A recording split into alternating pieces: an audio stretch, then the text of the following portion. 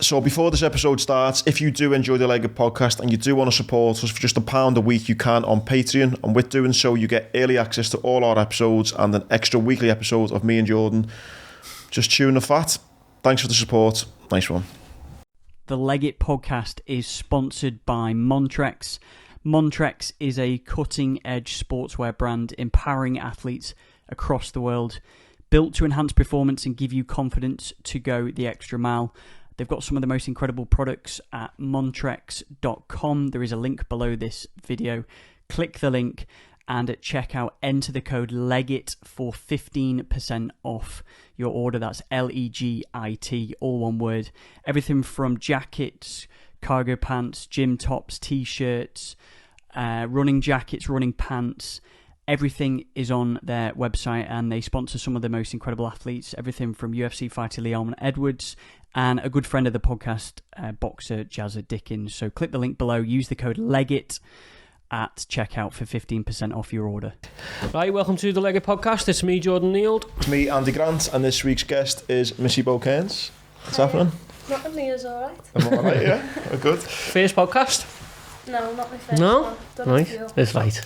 First proper, one, which... First professional one, really. There you go. No, we'll take that. Before we kick off, this episode is sponsored again by Montrex. If you want any Montrex gear, me and Jord are living the dream with it. They're bringing out girl stuff, you know. Are they? We'll sort you out, get you sorted with them. We're selling it. You get 15% off if you type in Legged at checkout, and also if you want to check out the Veer clothing range, then you type in Legged 20 for 20% off, and all the links are in the bio. Yeah, Here we go. there we go. Our sponsor list is getting longer and longer by the day. That's like a catalogue, isn't it? No, massive thanks to our sponsors. So yeah, first off, feel like we've got like a big time guest on, Liverpool's youngest ever women's captain.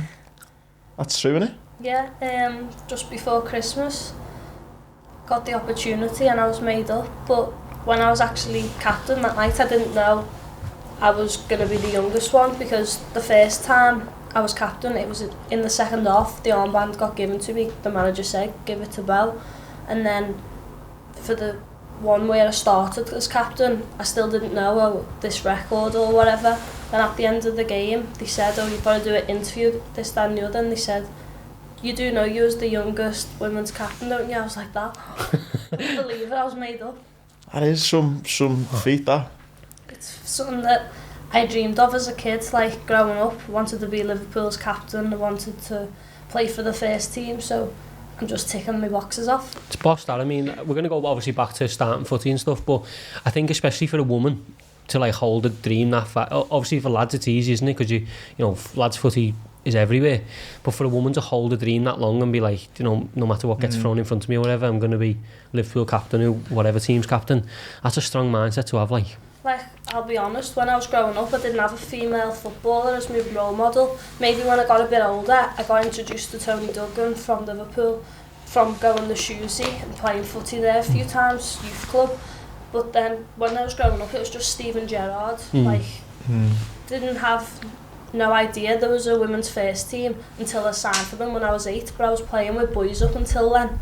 And otherwise, it weren't that big, where now kids growing up, they've got girl role models to look up to. Even little boys, like, I've got a little fan called Daniel, and like, he comes to all our games, and like, for me it's amazing that it's not just girls who are looking up to you, it's boys as well. And I think that's a big step in the women's game. I mean, how far it's gone, Yeah, how far it's come now. To think that, you know, there's girls growing up like yourself thinking, like Steven Gerrard's my idol, and now it's completely flipped where there's little boys looking at you going, oh wow, you know, the captain. It's because that's what I was thinking when you asked that question. Then when I was growing up, I wasn't aware of then, you know, how, well, it wasn't that big, was it, women's football then? So for you to then have them dreams and aspirations, it must have been hard to, like Jordan said, to have that kind of attitude to think, I'm going to go, that's my dream, I'm going to go for it.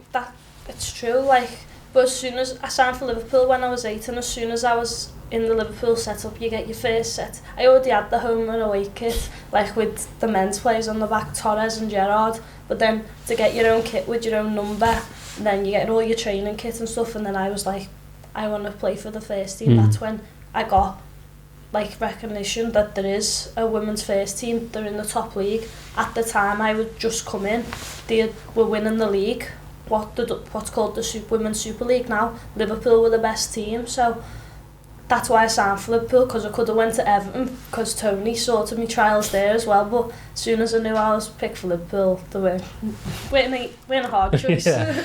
I did a bit of like obviously reading and that, and your youth team had some players in, like obviously you, Curtis Jones, I think that Bobby Duncan was in there as well, like. Yeah. So was you playing with lads from the get-go?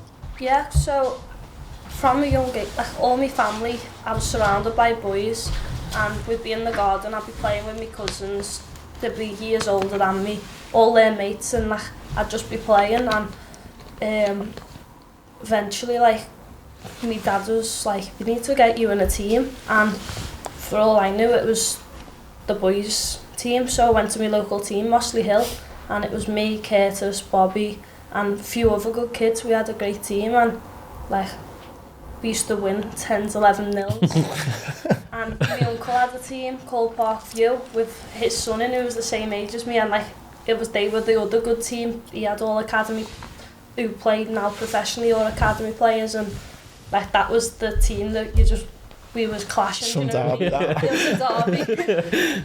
I love that. The Sunday roast then, that's on that weekend.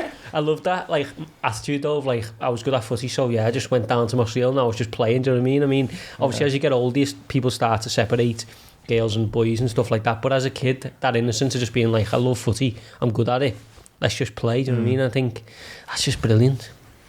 Do you think that had a massive impact on you as well, the team, the quality? And I mean, I know Liverpool throughout the city's got good players, but obviously you've named a couple of lads who went on to do getting thrown against using the coffee because of them. And how I see it is, if you're playing with the best, you can only be either at that level or even better. So from a young age, I was playing with quality players. Curtis was unbelievable. Like, he was still the cocky player that he is now, but I say when people ask me if he didn't have that about him, like the skills and all that, like he'd be half the player. Like he was a joke.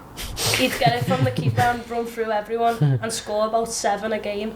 Like he got picked up first out of everyone in the team, and he's worked his way right through, which isn't easy to do at Liverpool. Just shows the quality and class that he had. Was you one of those really annoying kids who were just good at everything? Because we had a few sports people on. I think with sports people, though, you tend to find they're just good at everything. I'd done everything in school. Like, I'd be in training 3-4 times a week football, but before I'd go to football, I'd be in after school doing volleyball, tennis, bench ball, cricket, anything I'd do.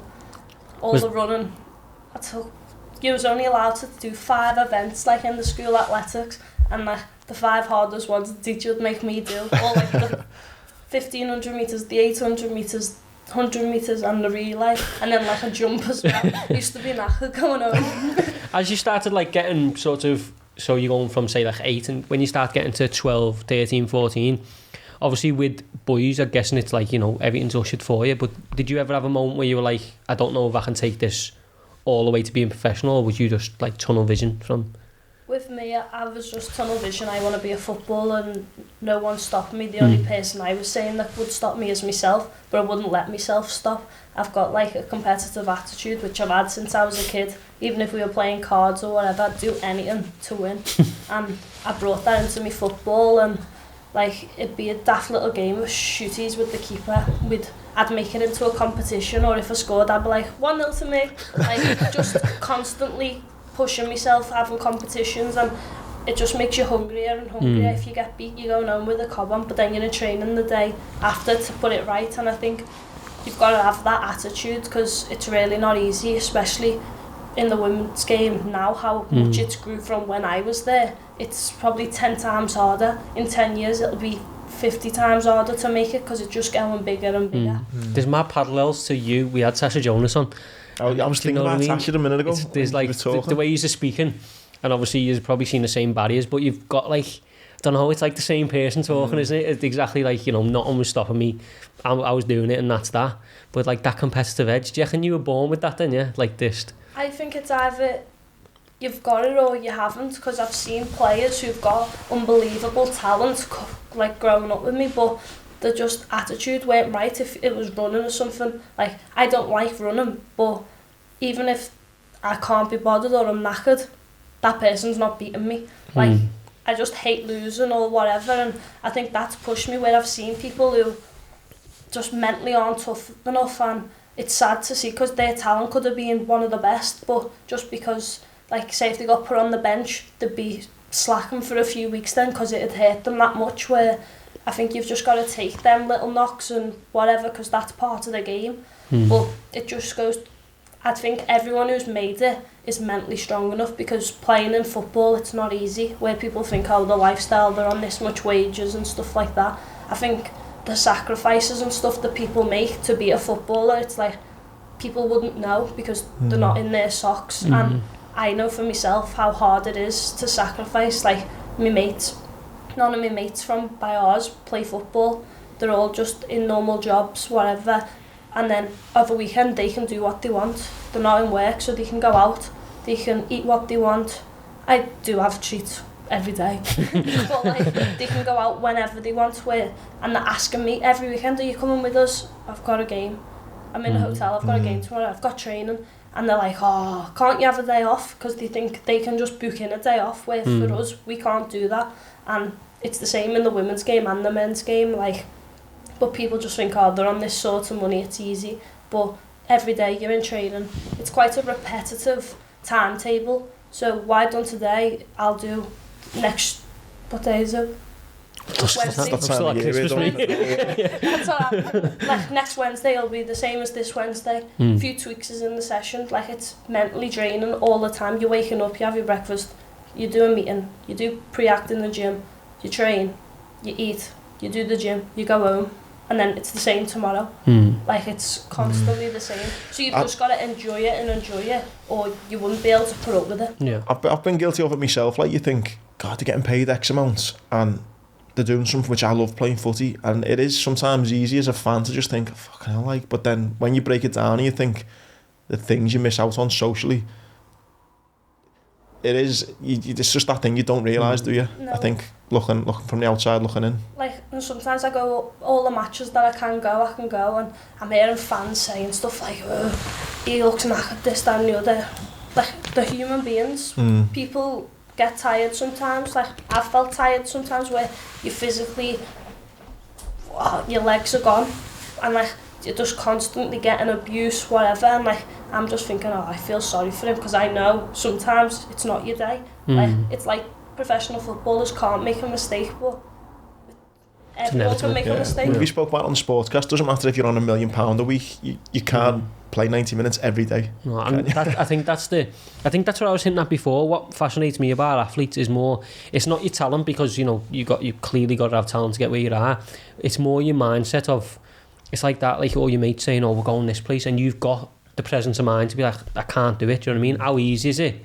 The easy way out is to go, yeah, no worries, I'll meet you wherever you're going. But to constantly keep making them like good decisions, do you know what I mean? I think that's what separates you. But I think we've said it before, like you were saying then, I hate when people say like, oh, why are you doing that? You get paid £100 a week. It's not like, it doesn't make you invincible to mistakes, to complete mistakes, do you know what I mean? And like, another thing, say like, if you use a man footballer, they go out to town, whatever, they're having a drink, when they are trying to enjoy themselves, if they've got no weekend off, they're constantly taking pictures. People ask them for pictures, people videoing them every single move that they're doing. It's like they're living on edge at the time where they're not a football, so it's constantly getting tested in what they do. It's like they can't slip at anything, because it'll be in the papers the next day. Like, you've constantly got to be a professional on and off the pitch, and I think that's the main part of it. And people have slipped, and the story, people only remember people for the bad things that they've done, not the goals they've scored. Not, it's always the little things that end up in the papers. I think Rooney's a perfect example of that. You know, you look at some of the stories that's been about him, you forget he is. I was having an argument the other day, I think he's probably maybe better than Gerrard. I know that's like, but natural talent wise, he was just so good, but it's him and Gerrard, arguably the best England players ever. But if you Google Rooney, most of the things that come up is like him, you know, the mistakes he's made drinking or whatever. It's not like what he's done. And you think he is a perfect example. What you're saying is his talent almost doesn't get forgotten about, but it's like it comes a little bit second sometimes, doesn't it, with him? But I know what you mean. He was scoring goals in the Premier League at 17. I know. Like, yeah.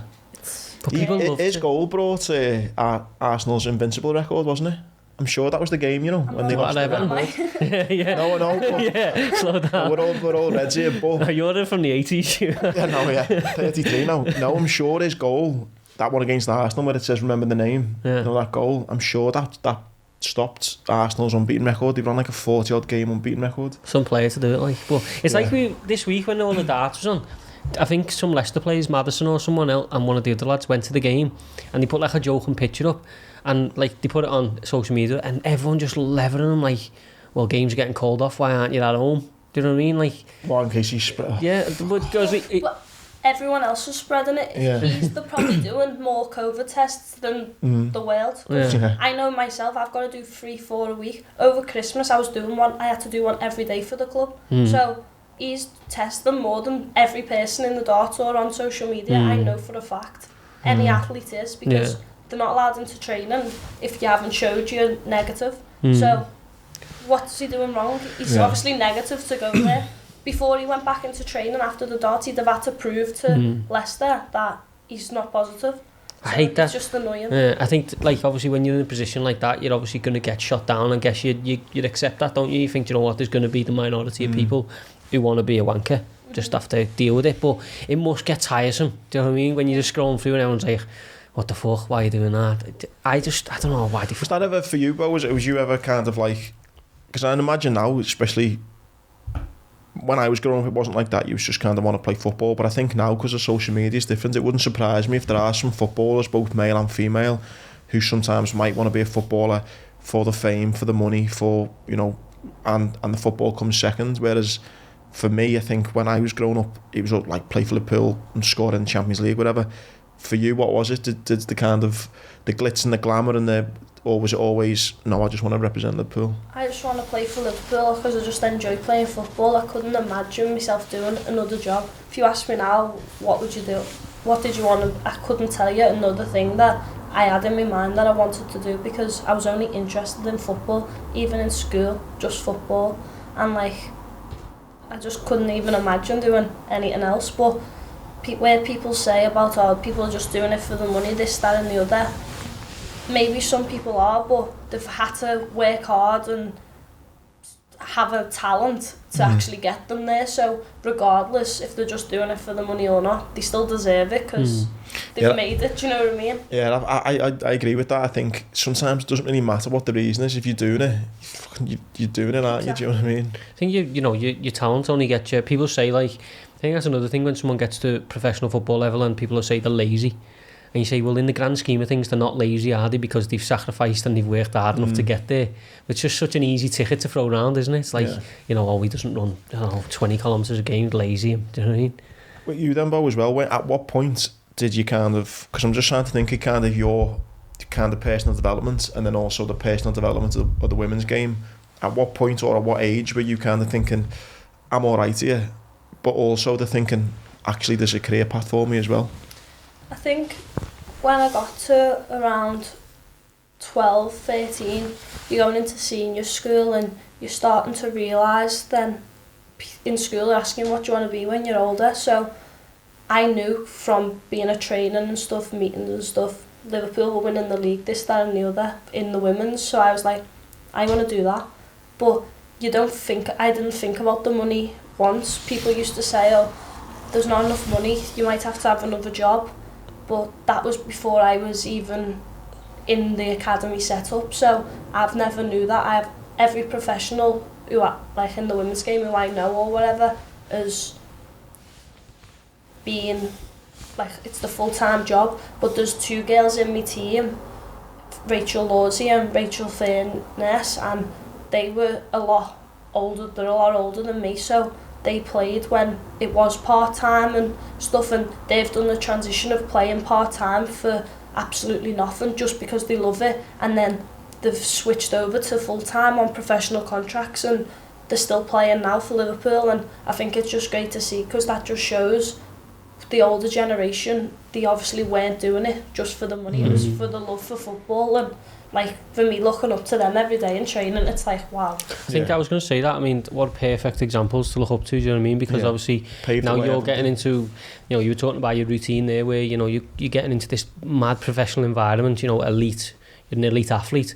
But for them people who maybe weren't, you know, just missed the boat a little bit and they had to do it the hard way, I mean, you must look at them and think, do you know what I mean? Like, what a great mindset to like adopt. Yeah, like they all say to me, the old ones in the training room, like, oh, you're like a silver spoon, because they didn't have it as nice as, say, when I broke into the first team, I was training with them when I was 16, but it didn't make me debut till I was 17, but you're going into training and everything's there for you. They used to have to buy their own kit, like, pay subs when they were playing for, like, a professional team. It's mad to think that, isn't it? It's mental, but, like, so they call me and like a few of the young girls silver spoons, like, oh, you don't know how nice you've got it, like if you're moaning over the daftest thing, and like it's scary how much the game's grown, but you can see it's just going bigger and bigger. Barclays, Sky, doing deals with the women's game, it's great. I think like obviously how quick, you know, you're talking like that, and that's not a long time ago when that was happening. It's come such a long way in such a short time, do you know what I mean? Not just football, you know, women's sports in, you know, as it is. I mean, like, I'm sure with boxing, don't we talk about? Yeah, boxing especially, you know, mixed martial arts as well. Like, you know, women's mixed martial arts is just every inch as good as men's. No one can argue with that. But I think the impressive thing is how quick it's happened. It's gone from, you know, part-time people not knowing about it to, you know, it's on BT Sport pretty much every weekend, isn't it? And, you know, you see more and more women in pundit roles and they know exactly what they're talking about. And I think you'll always have them grey old men who are like, oh, women this or women that. But I think action's now speaking way louder than words, do you know what I mean? And women are out there proving. And it's just becoming the norm, which is what it should be, isn't it? Yeah. Like, what I go and watch men's football all the time, and the thing that I'd say is different. I know I get coached the same as the academy lads at Liverpool coming through. The coaches have got the same qualifications, and we was getting taught the Liverpool philosophy of how they wanted us to play. And like, you look at it and you think people are like, oh, they can't play football, they can't do this, they can't do that. But the only difference I see is men are faster and stronger. So our game, technically, we're trying to play the same patterns or break a team down the exact same way, but men just do it faster because that's just life. And that's we can't physically run as fast as a man. But I know a player who wins Ola who's probably quicker than a lot of boys I know. It's just it's just physiology. It's just physiology. Like, but you can't control that. But the way we play out from the back is the same as a men's team, professional team would play out the back. Like, it's just deluded people who think, but when people are opening their eyes and watching it, if you like football that much, you'll enjoy our game just as much as a man's game. I think that's the one thing, isn't it, that people are starting to see. You know, I don't know who it was, but they scored that chip at Wembley. That went round Twitter as much as, you know, any men's goal. But I think people are starting to now humble themselves a little bit, and they're doing exactly what you were saying. They're watching it and thinking, actually, that was a great turn, or she can't half pass. Do you know what I mean? Whereas before it was like, I'm not watching it. You know what I think it'd be quite cool? I don't know if you've seen that they done it. I think it was the first time they done it in the the Olympics, and they done a mixed relay, both men and women in the team. It'd be cool for something to, like in the Olympics to do like in England, or like, do you know what I mean? Like men and women in a team or something like that. Even if like 7-a-side or something, do you know what I mean? It would be good, but I just wouldn't see it happening. But you never know, do you? Do you not think? No. I don't know. I think, you know, I think it's just the sense of like injuries and stuff like that. So say if a few Liverpool players went to this Olympics and they're playing against men and women, say like if a woman, Kanate's jumping up for their heads. If a woman's running with the ball and like a man seems to like proper shoulder barge or slide tackle, it'll be a problem. But if the woman done it to the man, it's alright. So I think just stuff like that, it'll just cause too much headaches. What from like a player's point of view, how good is like the standard of like managing and coaching, as you know, just coming off what you touched on there, saying you get taught the same way? Is that standard going up alongside the playing standard, you know, the standard of coaches and managers in the game? Yeah, like more managers are getting qualified and they've got the same qualifications as Premier League managers. Like Emma Hayes, Chelsea, she's got all the qualifications as all the others, but she's like out there. She's getting praise all the time. They're getting her on the TV a lot. But I know the male clubs, I think it was Shrewsbury, come in for her to manage them, but she said no, I'm happy at Chelsea Women because really, yeah, she likes the women's football, do you know what I mean? But she's got the football knowledge to be able to coach men. How far, that's interesting. So how far do you think it is then from maybe a Championship, League 1, League 2 being managed by a woman? It's not far off. It's not far off. I know she could 100% do it. From what I've heard of other, I've never worked under, I've never been at Chelsea, but from the stories and stuff you hear, she's a good people person, she knows her football and she's black and white. That's what Klopp would be like, that's what Mourinho would be like. It's no difference, it's just to make that step, but because the women's it'd be brilliant to see, it'd be mad, but I think it'd be one of those things at first. Again, there's no reason why it shouldn't happen, but it'd just be mad to see, wouldn't it? It'd be exactly the same as Sian Massey though. Remember when she was a liner and everyone was saying and then she actually does a good, and then as I said before, people start to humble themselves and go, she's good at the job. I think that's all it takes. It'll take one pioneer to go in and do a good job somewhere, and then other clubs will look at it and go, well, the pool of who we can now employ is double in size. Yeah. And I think it's not 5 years, I reckon within 5 years. And I think for male coaches, say, for them to get a job in the Premier League, you've got to be the best of the best, and it's luck. You've got to work your way right up, where people who've got the same qualifications as Premier League managers, say, they could manage in the top league in the women's game, which might be seen as a bit easier for the sense of getting the job, but they've still had to go through the same processes as a Premier League manager. It's fascinating, isn't it? It's such it's such an untouched side of sport, and I think that's why I'm fascinated by female athletes in general, because I think your mindset is probably stronger than most men because you've had more barriers than any other man's had. You know what I mean? And I think that's why you're saying before where people are talking about your silver spoons and that. How easy would it have been for your teammates then to just go, right, do you know what? I love footy, but I'm going to go and get a job, do you know what I mean? And it would have been so easy. And even you, going back to when you said at school, when to just go, I'm imagining there would have been a lot of teachers who said, no, listen, you need to do something proper, you need to get a proper job. How easy would it have been to go, okay, then I'll go and, go to college and do something you're just not interested in? I remember in school, I got picked to go to the Euros with England, so to lead up to the Euros, you've got to do your qualifiers. So every international break, I was away for 10 days to working our way through the stages, and we got to the end tournament. And when after a few camps, international breaks, the school you can't go, you're missing too much school, this, that and the other. And I was I am going. And where the school can fine you for days off, they said, well, it's not an educational purpose. So I was okay, whatever. But at England and at Liverpool, every club's got it. There's educational people. So my mate was sitting GCSEs in the Euros in Lithuania. After training, they were going to the English embassy and sitting the GCSEs, and the school's having loads to say, but they're pushing our education more than the school, and we probably had more respect for them because they're letting us do our football, this, that and the other. And when the school started being a bit funny with me, I was never going to go to school. I was always going to miss school to go to football. I'm representing England, could be going to a Euros. Not anyone can say they've been to Euros. But the school didn't realise that. So then when the educational officer in England spoke to the school, they're okay, we'll email you all the work.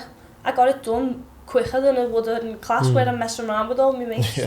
What a mad mindset to have, do you know? We slag school all the time, just the way it's just it needs a complete upheaval, doesn't it? But it's a mad mindset to have, if you're standing in front of a teacher going, I'm going to a European competition with England, and they're not saying, amazing, what can we do to help you? That's the maddest mindset you could ever have, isn't it? And I remember then, when I'd left, as soon as I finished school, I left. It was just football, went to college, and a few years after, when I made my debut and stuff for Liverpool, they were can you get us a signed shirt for the school? I was never answered. Don't blame you. Ringing you in, the supportive. So short-sighted though, and that's what annoys me the most. I think school, in essence, is short-sighted anyway. Unless you get an A, no one gives a fuck about you. I think the travelling though, that's done the experiences and just grown as a person from travelling and or like... I just don't... How can that not be educational? I don't understand, but anyway. You start going... England camp start at under 15, so I could be away for a week and competing with the best of my age in the country at an elite level, training, doing what I want every single day for 7 days. Then you're in a hotel, you're 14. Like, if you said to two 14-year-olds, go away for a week, people can't stay out then, do you know what I mean? Like, we just had to do it every month. It was like the norm for us, and that's part of being a footballer. Like, if we've got an away game, I've got to stay over the night before. It's in a room on your own, like, especially now with COVID, it's even worse. You can't mix and stuff, less people on your tables. It's like, it's not very sociable, but it used to be, but hopefully it'll get back to that stage. But it's hard to do at a young age, and that, as you said, how's that not life lessons? It's mad. But are you used to that sort of lifestyle now then, of like, you know, hotel rooms and being on your own and sort of, because obviously you play a team sport, but you spend a hell of a lot of time on your own. Like, are you used to that lifestyle now? Yeah, I am used to it, because as I said, you're doing it from a young age. It's bedded into you, and I think that's what, as an elite athlete, you've got to do. When you finish training, you should just be going home, feet up, this, that and the other. But I know that's what my mates do in the team, but for me it's a bit different, because I've still got all my mates who I've grew up with around me. So some nights I will just go and sit with my mates and just chill, whatever, where I know all my teammates are just in the flats watching telly, series. That's all we talk about, series. What are you watching? Any new ones? Like, it's not much exciting. Oh, coffees. Going for coffees. That's like as exciting it gets on a weekly basis. That's like me and him, that. Yeah. You know what you're saying about your kind of the Liverpool stuff? Obviously, like you've just mentioned, in England was a big part. When did the England kind of thing start coming in as well? Under 15s it started, so I went in under 15s. And under 16s I weren't really in.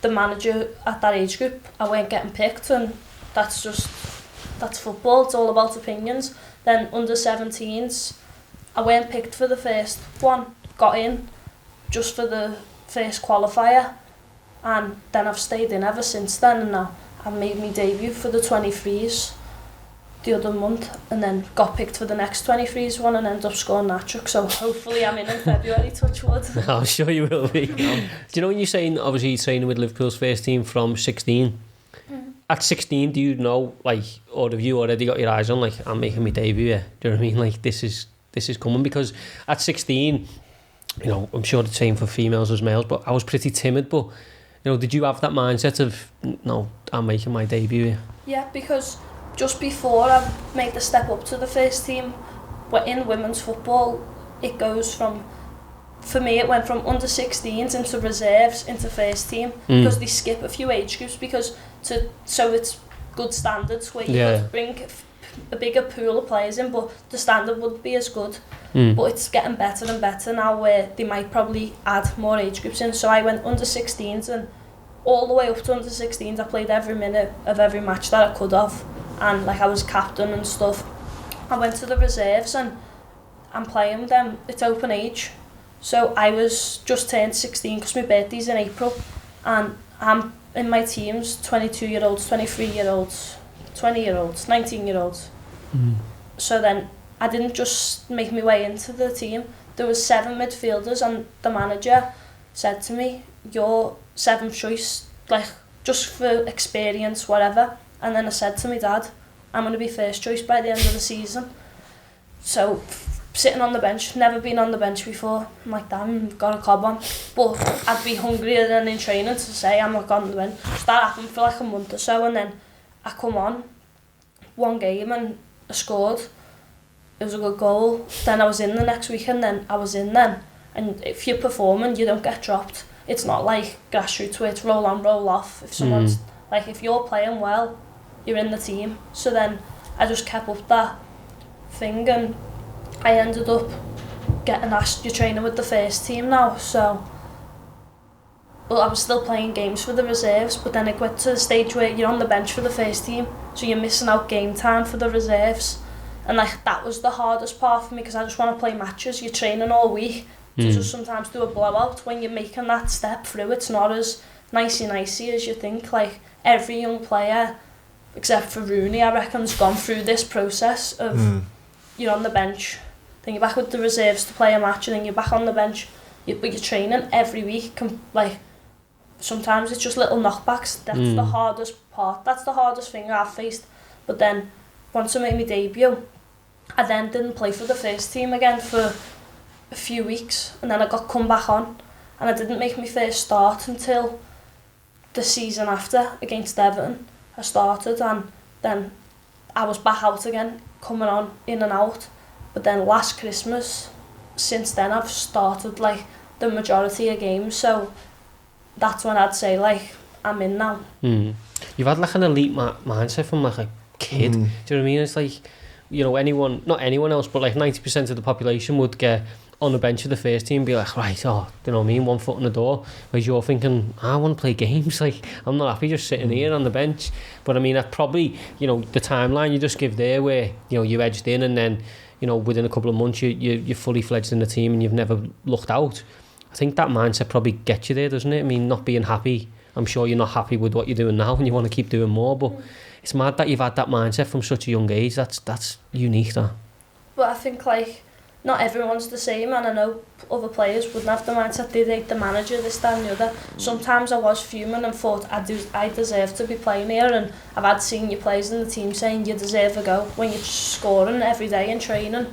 But like, it's just part of the game. It's about opinions, and sometimes you need, it's not nice to say, but you need the player to get injured or a bit of luck, like, to get your foot in, and then that's when you've got to prove yourself to then kick on from that. But or you need like a bad performance to get in, otherwise it's hard for the team to change at a professional level. Like, unless teams are playing loads of games, that's when it rotates. But if you look at like Premier League squads, you could name 9 out of the 11 who are probably going to start. So I think it's very hard to get your foot in. It's like Gerrard says that famous one, doesn't he? And he said, like, even though they were my teammates, I was going in every day thinking, I'm getting in that team. Yeah. I am moving you out the way, and once you're out the way, you're not coming back in. And it's that same mindset.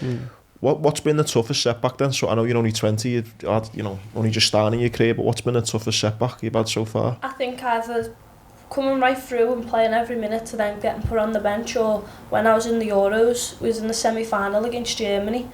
It's only 10 minutes gone and I've been tackled and I've literally planted my foot, all my weight on my foot, and just grabbed my foot. Ended up on the side of the pitch. I snapped me ATFL and ruptured another ligament, and like, I'm watching the game. We ended up losing the game, so we was out the Euros, devastated. Like, we were so close to getting into the final and stuff, and it's then you're going to see surgeons in London, seeing what they say. Because I was only 16 at the time, they said, we're not going to do surgery on you, it should heal properly. So I've ended up doing all my rehab, and then I wanted to go on tour with the first team in the summer, so not that I rushed it, but I could have probably waited a few more weeks to make it even stronger. I've went on tour, I was fine, I played, trained, whatever, got back, played a game, like my first proper match, went in for a 50-50, I'd done it again, and like, it's just like, wow. So then, because it was my second time, they kept me out for extra months, and the physio, Paul Rubkin, he'd go to me after like 2 months, yeah, you're back in next week. So next week will come, I go on my training. He go, oh, next week. He done that to me for about 2 months. I'm going home in the car, my dad saying, is he messing how many more next week am I going to get? But like, touch woods, ever since, like, taking the extra time, I've been fine with it since. So that's the hardest part, I think. Obviously, speaking to you for just half an hour, like, we haven't met before this, but I can imagine injuries for you must be the worst thing ever, because like, I know you're half. I'm just thinking what your half would be like, thinking, fucking hell. Yeah. I've mucked the wall and I love a bit of chocolate, and that's why I have to cut down. Like, it's hard, especially when you're just doing your rehab and you're stood and you could watch the girls training, you're just like, oh, you go and find the ball in the gym and you're doing kick-ups, then you're getting shouted at for kicking a ball when you're not meant to. Like, it's hard. What was the ability step up like from obviously you being like, you know, the best player sort of around, going through, when you go and train with the first team from playing with the reserves, is there a bit of like an ability jump? Like, I think as the player that I am, I'm technically quite good and like I can see a pass and I've got good vision and stuff, but for me I was dead slim and skinny. I still am probably one of the littlest like in shape wise, and I think that was the hardest part for me, like where you're used to knocking players off the ball when you're playing against your own age. When you go to you're against 28-year-olds, I don't think of it like that, do you? And like they've done 12 years more gym than me. I'd never touched the weight at this point and I was just getting lashed. Like I'm on the ball and doing a good turn, but because they're stronger than me, they just take the ball off you. And I think that's the hardest step up for me, because technically and stuff in passing patterns and possession, I'd keep the ball, I can move the ball off 1-2 touch, and that's what you had to do so I didn't get bounced. Where if I couldn't do that and you're taking the extra touch, you'd be getting took off you all the time. And I think the physicality and the speed, the way the ball moves, it's like from there to there, so much faster, and the demands off players, the way like it's not nicey where a kid's level, it's all next one.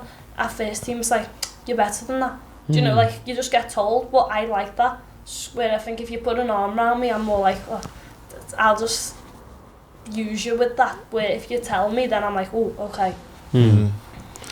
What because I know again your dad, when you've kind of scored or it's a voting thing, he's like in the WhatsApp group like, that boy's done this. I mean, what was it like making your first team appearance? Like, you know, you're just coming on obviously for your family, for yourself. I mean, what was that feeling like?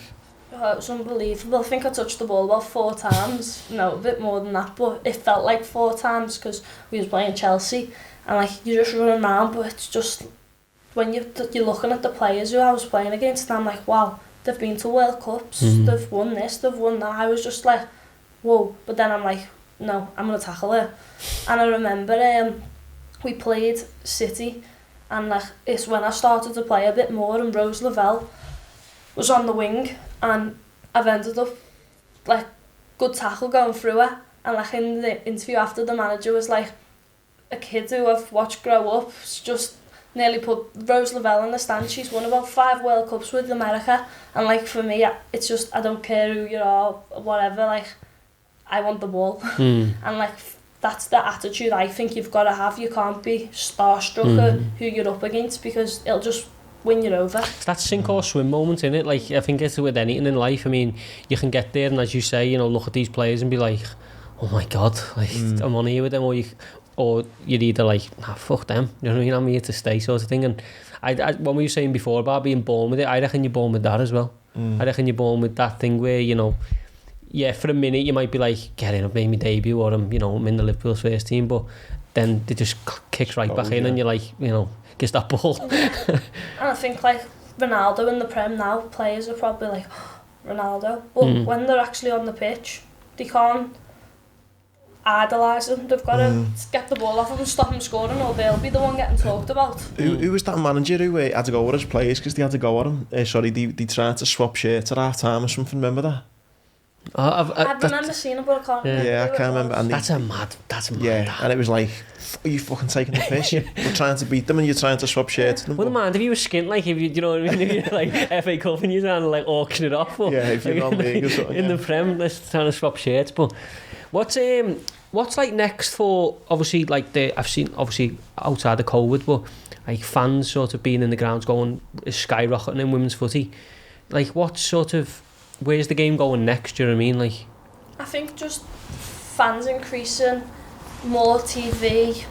I think also like more sponsorships for players, wages for players. I think the more money that gets pumped into it, the bigger it's going to go. And I think money talks, really. The money that gets put into men's football, the women's football's not ready for that yet, because we don't get as many viewers and stuff, and that's what pays for a lot of it. And I think soon as we keep raising profiles as teams or whatever, then I think it'll just keep going step by step. But you can't take the big jump where someone's not going to throw in loads and loads of money at once, because if it doesn't work, they're out of pocket. So I think that's why it's going at a gradual pace. But it's going at a fast, gradual pace, which is good. The thing is, obviously, it's not a young sport because it's been around in sort of certain, amateur forms or semi-pro forms, but this level of women's football is so young, isn't it? Like, obviously, the standards probably moving quicker than the game, really. Is the game's ready for, in terms of, like, business-wise and stuff like that. But I think certainly from, me, I like all sports and, I don't see women's sport any different. But I think from me, what women need is, like, people like you, personalities, do you know what I mean? Going, that's what I was going to touch on, yeah. Sort of like where footballers, some people will be outspoken or they'll have a certain character. I think once the women game gets maybe 5-10 big characters, do you know what I mean? And people start to, there's so-and-so, there's so-and-so. Well, with you, your face is just on the cop. Yeah. I mean, to the point where, that's like, realty. I've got to see his dick on the cop, like, and John Paula was sitting next to it with her, and he's going, there's Missy Bo. She's just think, it's like, so do you know what I mean? That platform of having those characters, I mean, you are playing for one of the biggest clubs in England, and your face is on one of the most famous stands in England. Do you take a selfie with it every time? Like that is mad though. Every time I go to the match, I take the kids with me, and every time they go, can we get a picture by you? Can we get a picture by you? And like, for me, it's a proud moment, but it still hasn't sunk into me, because people are telling me all the time, and I just laugh, like, don't think I've realised it yet, because I still just bow. I still have the same mates, and I always will. I'll never change. And I think even how big of a thing that is, like, it's still not where I want to be. I don't just want to be a picture on the cop. I want to be more than that. So I'm made up, because bloody hell, I used to get pictures by it all the time. But like, I want to keep improving my game, and I'll hopefully be on it next year and the year after. That's when consistency comes into it. It's not where it's not just a one-off. That's what I'm more you don't want to be the, she was good here, do you know what I mean? But like, she was on the cot once, do you know what I mean? It's about being, it's like the old Messi Ronaldo thing, isn't it? Everyone talk about Salah now, best player in the world, but the first thing people say is he's got to go and do it for 5-10 years, do you know what I mean? And I think in every walk of life, consistency is everything, isn't it? Like, what I'm thinking is, I don't want someone else on the cop next year. I want to make sure I'm performing and whatever, so I'm on the cop again.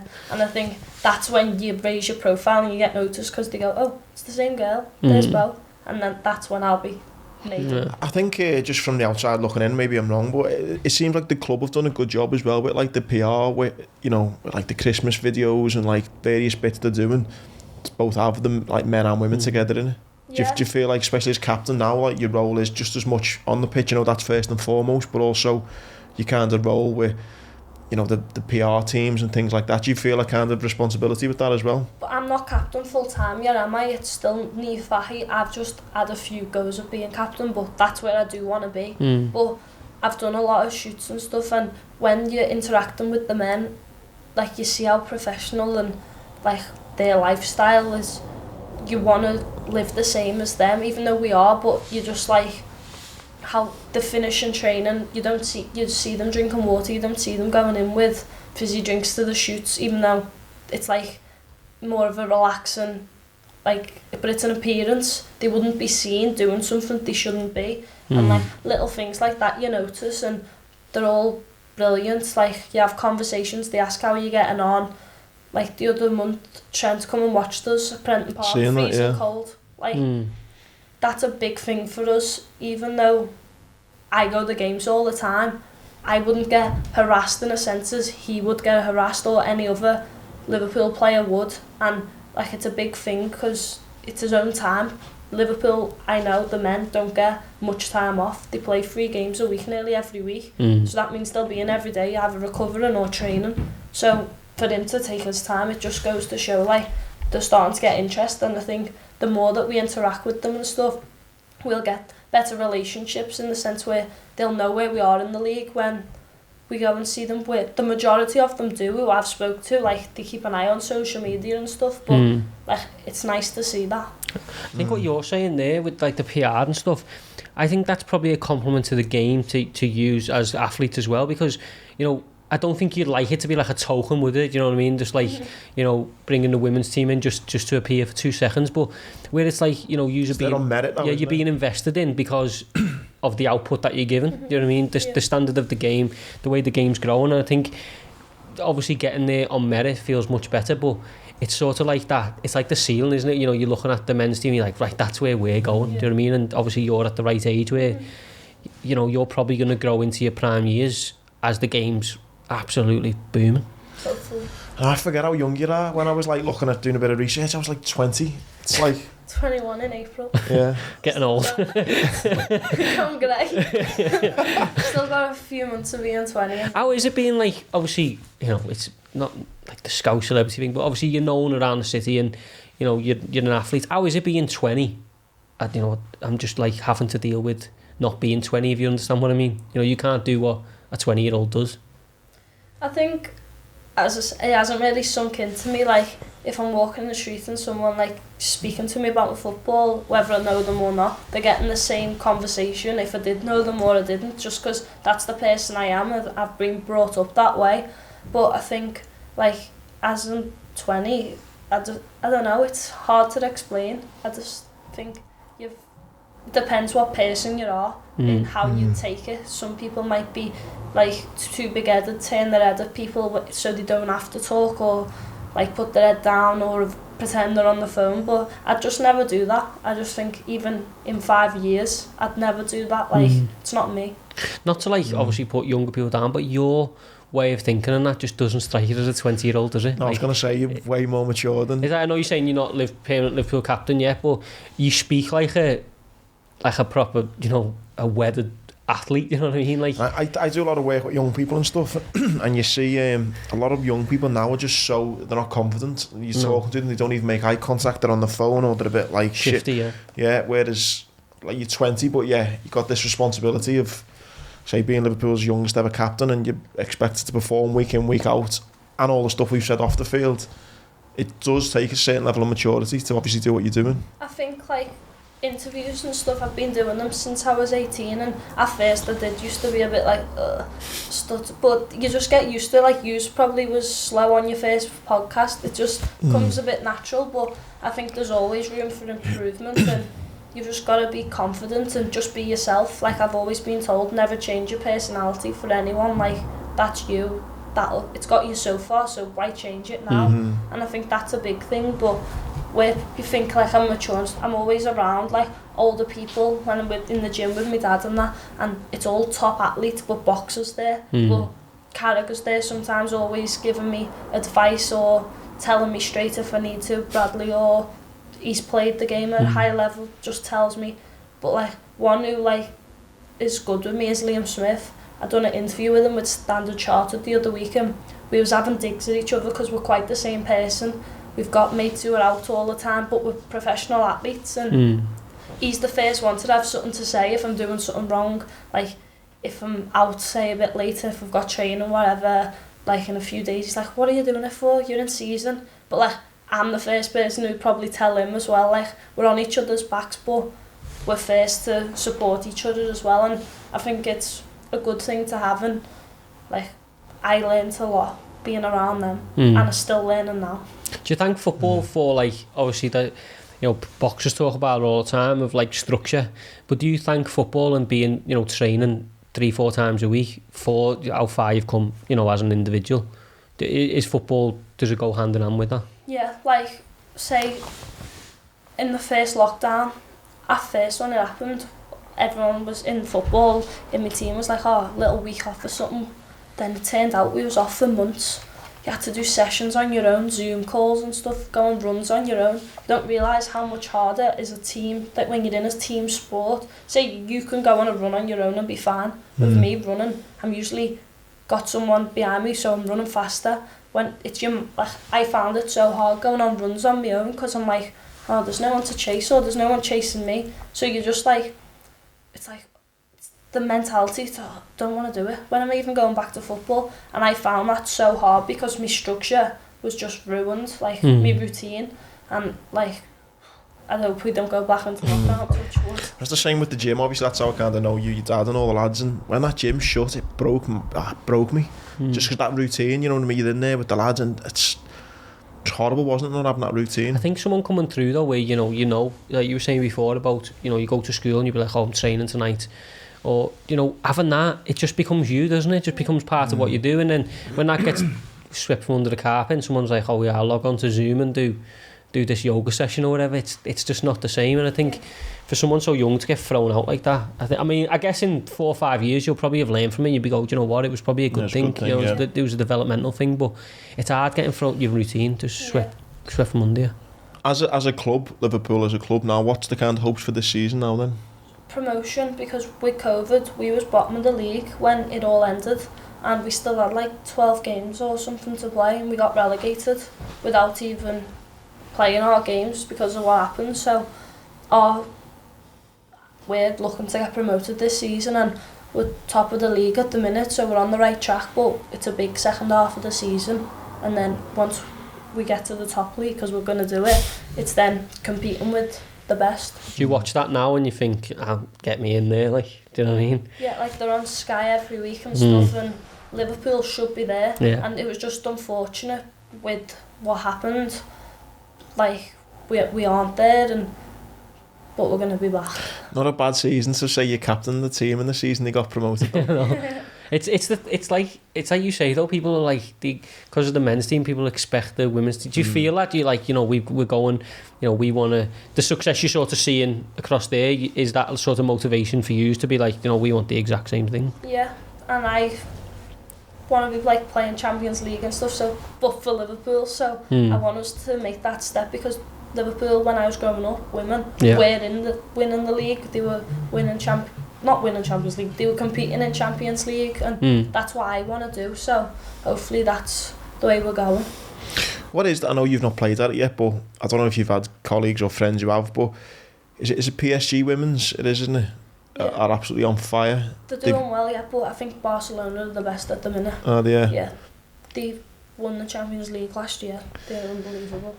So Tony Duggan went to Spain, right? So you went from Spain. Is that something, I'm not trying to say get away from Liverpool, but obviously as an athlete, do you think about stuff like that? You know, like obviously you got short-term goals with Liverpool or whatever, but I guess the opportunity now for women to I always say, before you answer as well, I always say, like from Bootle and all that, if Barcelona had come in for me, gone.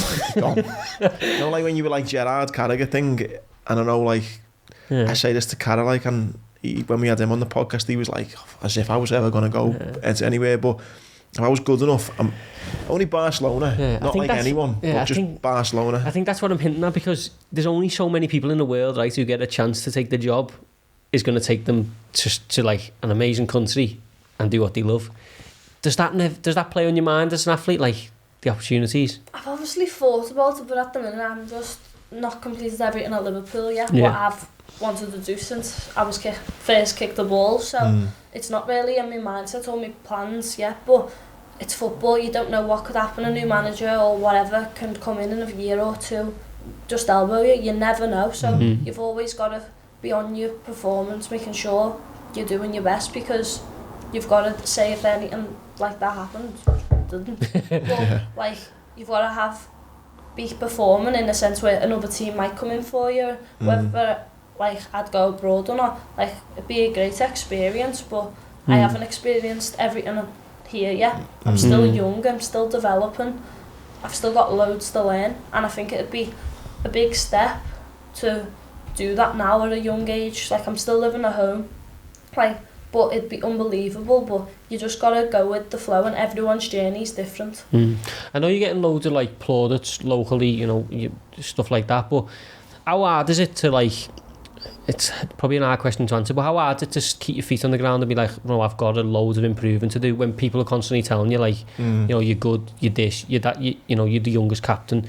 How hard is it to, like, still go to training every day and be like, no, like, this is it, I'm just got to improve? Because people only see the things that you're doing good, like, they only see your achievements, really, like on social media, because that's what'll get retweeted, unless you do something absolutely daft. That'll get retweeted. Yeah, I've done that.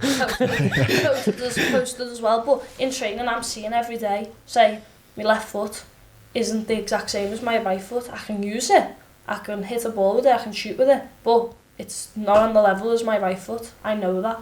Other people might not know that, but you just know yourself.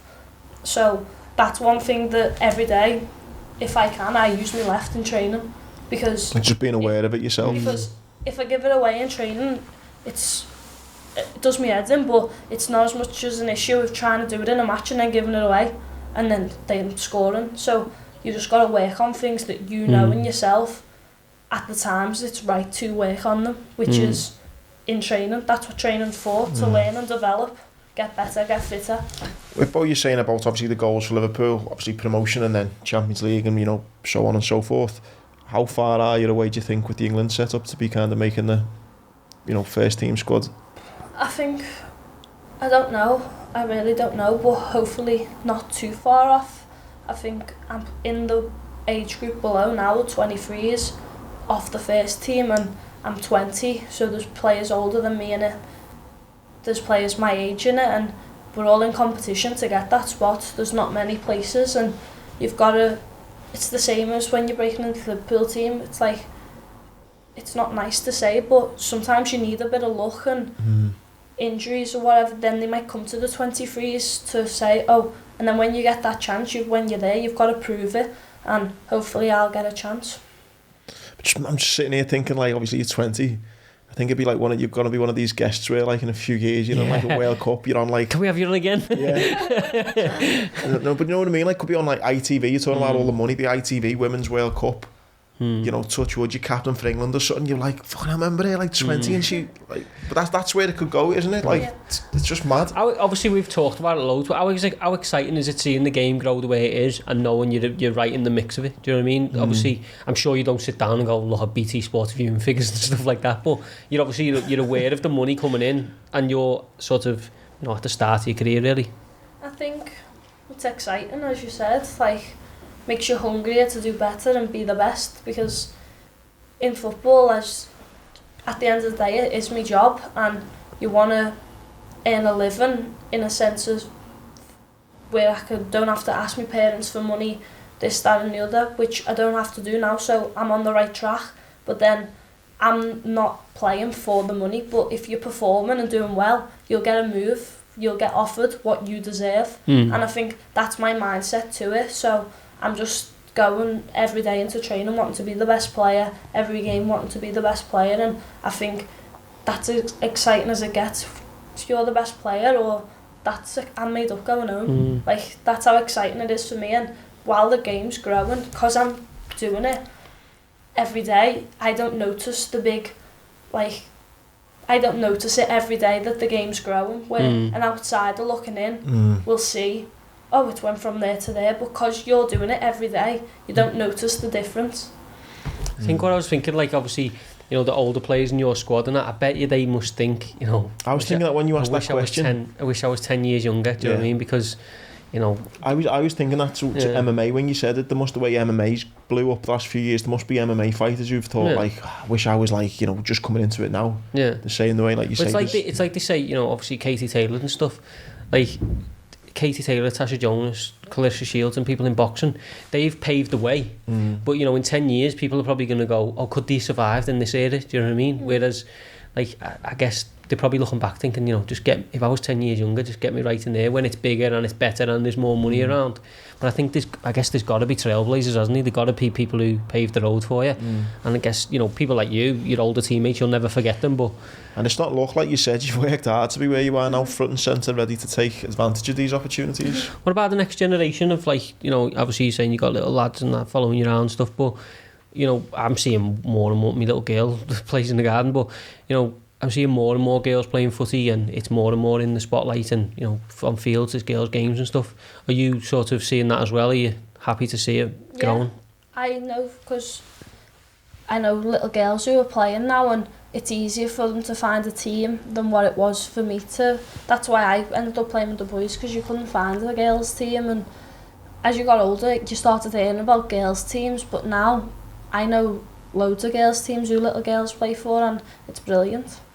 Do you think about, it's a bit of a mad question because you are only 20, but do you think of, like, the legacy work, like if you ever went into schools and stuff like that? I'm just thinking, like, you've got so much to kind of, I guess you're all still already on your own journey and being quite young still, but I just think, like, you're such a role model already for, like, young kids coming through. I haven't been to schools, but I've been to, like, coaching camps, you know, like in half terms and stuff. I've been to them, and spoke to people, but I've never been into a school or nothing yet. I think it's so amazing for kids to have people like, obviously you were saying, you know, you looked up to like Gerrard, Torres and stuff, but now kids have got you, your teammates, other players and that, they've actually got something to aim at, you know what I mean? They go, do you know, if I stay on the just a shot in the dark beforehand, wasn't it? Yeah, but like, you know, you become a professional because you wouldn't let anyone could tell you any different, but like kids have now got a path, they've got now got like, you know, if I do this and do that, I can be there, and I think that's probably, as far as, you know, women's sports come, I think the pathway for kids is probably the biggest legacy, isn't it? And I think in Liverpool as well, grassroots, it's like next level compared to other places. I think Liverpool's grassroots setup for girls and boys is brilliant. Even the Sunday League for the men. Yeah, it's brilliant. The footy that I've seen Sunday League teams play, it's like they try and play football like a championship team would. They don't just boot it. It's good. It's mad, innit, though? Well, what we say all the time, me and Jordan, like, obviously, we mentioned that a few times, like the gym. It's mad, this city, like the sporting talent it has, melting pot. It's just like, it's a conveyor belt, though, mad, isn't it? Like, as soon as you get to where you think, oh right, there might be a little lull here, there's like 5 more people just fly off. I mean, we talk about it all the time, but people are probably bored. But I just think it's boss, just how much sport and talent there is in this city. Do you find when people come and sign for Liverpool out of town, and like when you're chatting to the girls, getting to know where they're from, because I've never spoke to other people from out of town about it in the sporting world, is there that kind of same vibe, do you think, or does Liverpool feel like it's got this different thing of just sport and talent everywhere? I feel like when the girls are coming in and they haven't been to Liverpool before, what they've heard or whatever is Liverpool's a city for football. And I know there's like UFC fighters, there's boxers, but like the girls who I'm around only know football, and they know how big of a city it is for football, and like that's good to see, because I know some of the girls I'm playing with are just from like quiet cities, some of them are from the countryside, like it's not a local team round the corner, or where I'm at Anfield in 10 minutes, like. So I think that's a good thing, isn't it, for the city? That's about it. And else, George, you wanna? No, mate. You know what? I'm just fascinated by like, you know, like you just will to not be unblocked. You know what I mean? It's like I keep going back to that thing where you were like, oh, got on the bench from the reserves, and I was gutted. Like, do you know what I mean? I think we get to speak to loads of athletes on here, and it's great because, you know, me and him aren't athletes yet, but we get to speak to them, and I think your mindsets are all the same. It's like we were saying with the Tasha Jonas thing. It's like you're just cut from a different cloth, and I think especially being in women's football, that's heightened even more because of the barriers you've had to break down.